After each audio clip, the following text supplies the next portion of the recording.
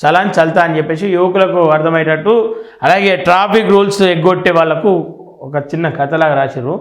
Rules gills నై జాంతే జాంతా నై, photo కొట్టినా చల్నే దోకి బాలకిషన్, ఫైన్ కట్టేది ఉందా అని రుబాబు, పట్టుకుంటే ఫలానా ప్రయత్నం, రాయితీల కోసం ఏడాదంతా ఎదురుచూపులు. ఇయో ఏడాదంతా ఎదురుచూపులకు బ్రేక్ వేసిర్రు, చలాన్లు కొట్టినా భయం లేదని చెప్పేసి నిజంగా చాలామంది అట్లనే చేస్తూ ఉన్నారు.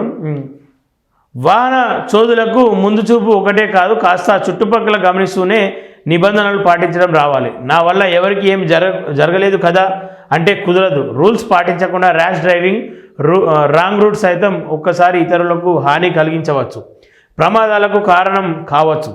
రద్దీ ఏరియాలో పార్కింగ్, కండిషన్ లేని బైక్ నడపడం, సరైన ధృవపత్రాలు క్యారీ చేయకపోవడం, చలాన్లు పడుతున్నా కేర్లెస్గా చేసిన తప్పే పదే పదే చేయడం బాధ్యత లేని వ్యక్తిగా మిమ్మల్ని చిత్రీకరిస్తుంది.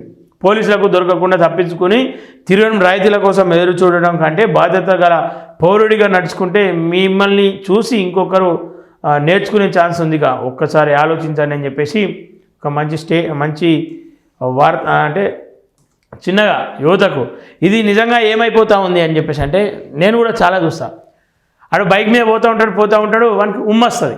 అప్పుడు వాడు ఏం చేస్తూ ఉంటాడు అంటే టూ అని చెప్పేసి సైడ్ గుంచేస్తాడు. అది వెనుక ఎవరన్నా నస్తుర్రా, వాళ్ళ మీద పడుతుందా ఏం చూసు లేదు, డైరెక్ట్ టూ. ఇంకోడు కార్లో పోతూ ఉంటాడు, అరటి పండ్లో లేదంటే ఏదో ఒకటి తింటూ ఉంటాడు. అని తినుడు అయిపోగానే తొక్క తీస్తాడు, రోడ్డు మీద వేస్తాడు. వెనక దానివల్ల ప్రమాదం ఉంటుందా, మరి కింద పడితే మనుషులు దొక్కుతారు, బండ్లు వస్తాయి, మనుషుల మీద పడతాయి అని చెప్పేసి ఇంకిత జ్ఞానం లేకుండా, సిగ్గు లేకుండా ఇష్టానుసారంగా చేస్తారు. అంటే ఎందుకు తిట్టాల్సి వస్తూ ఉందని చెప్పేసి అంటే రోడ్డు మీద పోయినప్పుడు చాలాసార్లు సందర్భాల్లో అవేర్నెస్ చేసే ప్రయత్నం చేసినావు. అంటే నీ మీద పడ్డదా అని చెప్పేసి అంటారు. పడ్డాక ఏం చేస్తావు, నువ్వేం చేస్తావు? పడ్డాక నా మీద పడుతుంది, ఒకవేళ నువ్వు చూసుకోకుండా ఉంచినావు, నీ మీద పడ్డదా అని చెప్పేసి అడుగుతాడు. అంటే నా మీద పడ్డాక ఏమన్నా పీకి పడగొడతావు అప్పుడు ఏం చేయలేవు కదా. ఏదైనా ఉంటే ముందు జాగ్రత్త ఉండాలి. ప్రమాదం జరిగిందా అనే దానికంటే ముందు ప్రమాదం జరగకుండా ఏం చేయాలనేది చూడాల్సిన అవసరం ఖచ్చితంగా ఉంది. యువత వేస్ట్ అవసరం, మేము స్పీడ్ పోతే మీకు ఏమైనా నష్టం వచ్చిందని చెప్పేసి అంటే నువ్వు నష్టం లేదు, ఏనన్నా పొరపాటున వేరేటోనికి తాకితే అరే నువ్వు పోతావు, నీ పానం వీక్తుంది. అంటే నీ కేర్లెస్ వల్ల నీ పానం పోవాలి, కానీ ఇంకోనికి ప్రమాదం జరగద్దు, ఇంకోనికి ఇబ్బంది జరగద్దు మన కేర్లెస్ వల్ల. రోడ్ల పైన పోతూ ఉంటారు, బైకులు లెఫ్ట్ సైడ్ ఉండాలి, కార్లు రైట్ సైడ్ ఉండాలి.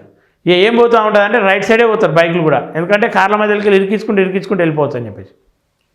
ఒక్కసారి కనుక కింద పడ్డాం అనుకో, ఆ ప్రమాదం తల్లిదండ్రులకు, నీ పైన ఆధారపడే వాళ్లకు ఆ లోటు తెలుస్తుంది.